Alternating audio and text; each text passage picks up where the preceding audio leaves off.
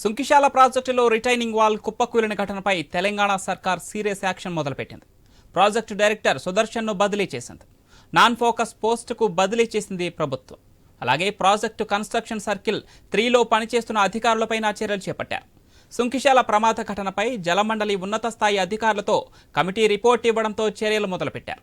నిర్మాణ సంస్థకు కూడా షోకాజ్ నోటీస్ జారీ చేశారు.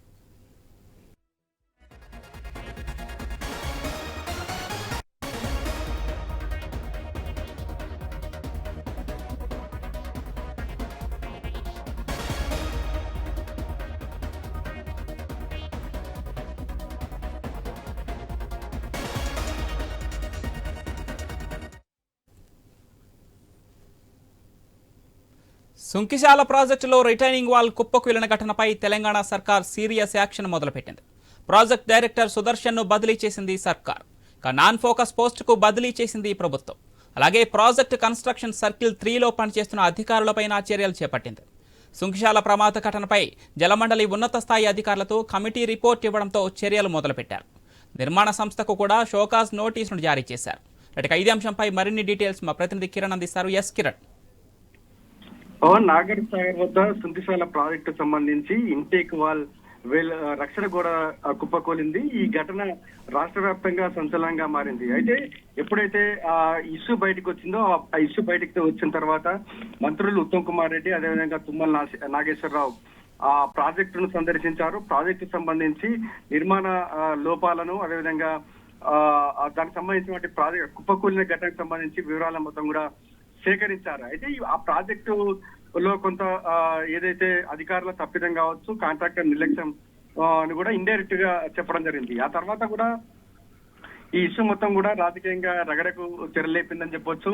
తాజాగా నిన్న నల్గొండ జిల్లా బీజేపీ అధ్యక్షులు నాగం వర్షిత్ రెడ్డి ఆధ్వర్యంలో బీజేపీకి సంబంధించిన ముగ్గురు ఎమ్మెల్యేలు ఎమ్మెల్సీ ఆ ప్రాజెక్టును సందర్శించడం జరిగింది. ఎప్పుడైతే వాళ్ళు ప్రాజెక్టును సందర్శించిన తర్వాత కొన్ని కీలకమైనటువంటి వ్యాఖ్యలు చేశారు. ఆ వ్యాఖ్యలే ఇప్పుడు అధికారుల కొంప ముంచిందని కూడా చెప్పొచ్చు. ఎందుకంటే ప్రాజెక్టు సంబంధించినటువంటి డైరెక్టర్ సుదర్శన్ తో పాటు సిజిఎం కిరణ్ కుమార్, అదేవిధంగా జిఎం మరియారాజు, అదేవిధంగా డిజిఎం ప్రశాంత్ తో పాటు మేనేజర్ హరీష్ రావులు సస్పెండ్ చేస్తూ కూడా ఇటు ప్రభుత్వం ఉత్తర్వులు జారీ చేసింది. అయితే నిన్న నాటకీయ పరిణామాల మధ్య అధికారులు సస్పెండ్ చేయడంపై కూడా రాష్ట్ర వ్యాప్తంగా ఈ ఇష్యూ మరోసారి సంచలనంగా మారిందని కూడా చెప్పొచ్చు.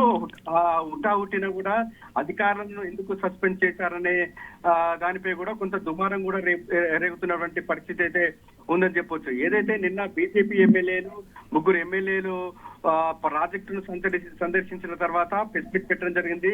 ఆ ప్రెస్ మీట్ లో కొన్ని కీలకమైనటువంటి అంశాలు తెరపైకి తీసుకొచ్చారు. ఏదైతే ప్రాజెక్టు సంబంధించి ఆ వరద ఉధృతి పెరుగుతున్నప్పటికీ ఆ టన్నెల్ ఓపెన్ చేయడంపై కూడా ఓపెన్ చేశారు. అంటే ప్రభుత్వ నిబంధనల విరుద్ధంగా అధికారుల ప్రమేయం లేకుండా, అధికారుల అనుమతి లేకుండా టన్నెల్ ఓపెన్ చేయడం, అదేవిధంగా వరద ఉధృతి పెరగడంతోనే ఏదైతే ఇంటేక్ వేల్ రక్షణ కూడా కుప్పకూలిందని కూడా ఇటు అధికారుల ద్వారా తమకు తెలిసిందని కూడా బీజేపీ ఎమ్మెల్యేలు ప్రెస్ మీట్ లో ఆరోపించడం జరిగింది. సరిగ్గా ఈ వ్యాఖ్యలనే ప్రభుత్వం చాలా సీరియస్ గా తీసుకున్నట్టుగా తెలుస్తా ఉంది.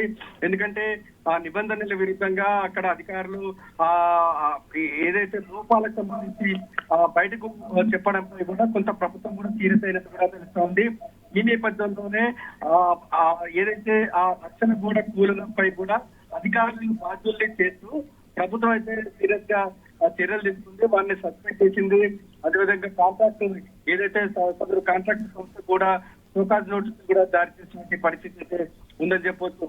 ఓవరాల్ గా బీజేపీ ఎమ్మెల్యేల ఎఫెక్ట్ అని కూడా మనం చెప్పుకోవచ్చు. ఎందుకంటే బీజేపీ సంబంధించి నల్గొండ జిల్లా అధ్యక్షులు నాగం వర్షిత్ రెడ్డి ఆధ్వర్యంలో ముగ్గురు ఎమ్మెల్యేలు అదేవిధంగా ఎమ్మెల్సీ ఆ ప్రాజెక్టును సందర్శించడం, ప్రాజెక్టు సంబంధించి నిర్మాణ లోపాలు, అదేవిధంగా పర్యవేక్షణ సంబంధించి లోపాలను మొత్తం కూడా అధికారుల ద్వారా వారు తెలుసుకోవడం, పూర్తిగా ఏదైతే గోడ కూలడం సంబంధించి మొత్తం కూడా పూర్తి బాధ్యత ఎవరు వహించాలని కూడా మొత్తం కూడా పూసగుచ్చినట్టు కూడా ప్రెస్ మీట్ లో చెప్పడంపై కూడా ఇటు ప్రభుత్వం కూడా సీరియస్ గా తీసుకున్నట్టు తెలుస్తా ఉంది. ఈ నేపథ్యంలోనే అధికారులు ఎవరైతే అధికారులు ఉన్నారో అధికారులను కూడా సస్పెండ్ చేయడం జరిగింది.